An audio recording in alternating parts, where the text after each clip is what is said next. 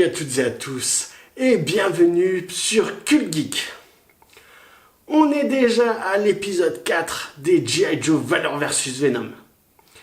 Et le programme d'aujourd'hui nous apporte une petite touche féminine avec Scarlett contre Sandscorpion. Eh bien, comme d'habitude, on va commencer par les informations pratiques.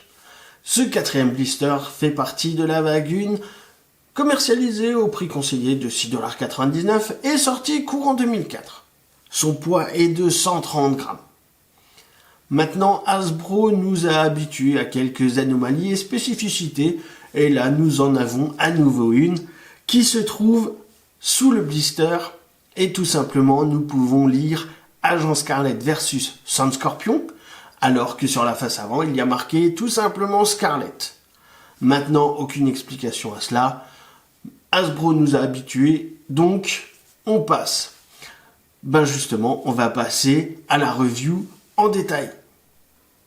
En insert, on peut retrouver les biographies habituelles, la petite notice et le comics catalogue. Et comme vous pouvez le voir, c'est toujours celui de la vague 1. Pour les personnages, nous avons Scarlett ou Agent Scarlett au choix. Et comme on peut le voir, il y a une différence de gabarit avec son ennemi Sandscorpion. Maintenant, pour les accessoires, se fournit avec notre chère Scarlett. On va commencer par le communicateur, qui est habituel et commun avec tous les G.I. Joe. Ensuite, on a une épée. La même épée que l'on peut ranger dans un fourreau, qu'on peut attacher dans le dos de notre Scarlett. On va suivre avec un carquois,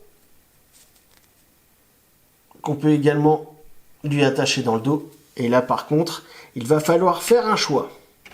Pour ma part, c'est déjà fait et je sais dans quelle position je vais vous la présenter. Maintenant, nous avons une arbalète qui est composée de 2 pièces. Donc, voici la première. Un arc qu'on viendra fixer à l'arbalète. Et bien sûr, comme projectile, une flèche pour cette même arbalète. Maintenant, on va passer aux accessoires de Sandscorpion. Et on commence par... Alors, je vais appeler ça un gant, même si ce n'en est pas un. Donc, un gant avec une pince. Mais maintenant, si quelqu'un a une meilleure appellation, je suis preneur et n'hésitez pas à me le mettre en commentaire. On a un second gant. Donc, cette fois-ci avec un canon. Ensuite, nous avons un fusil d'assaut avec une baïonnette. Et on conclut les accessoires avec un drone en forme de scorpion et que l'on peut également attacher dans le dos de notre ennemi Cobra. Nous avons fait le tour et maintenant, place tout simplement à la conclusion et à la note. Pour l'opposition Scarlett Sandscorpion, écoutez, j'en suis ravi de ce blister. Le seul défaut, ce serait l'épée avec son fourreau. Car en effet, lorsqu'on met le carquois en tant que sac à dos à notre chère Scarlett, l'autre accessoire ne sert à rien. Et pour être honnête, s'il n'avait pas été inclus, je ne m'en serais même pas rendu compte qu'il manquait soi-disant quelque chose. Maintenant, passons à Sandscorpion. Écoutez, je suis séduit par ce personnage qui justement donne tout son attrait à la gamme et son explication avec la combinaison de l'ADN humain avec celui de l'animal.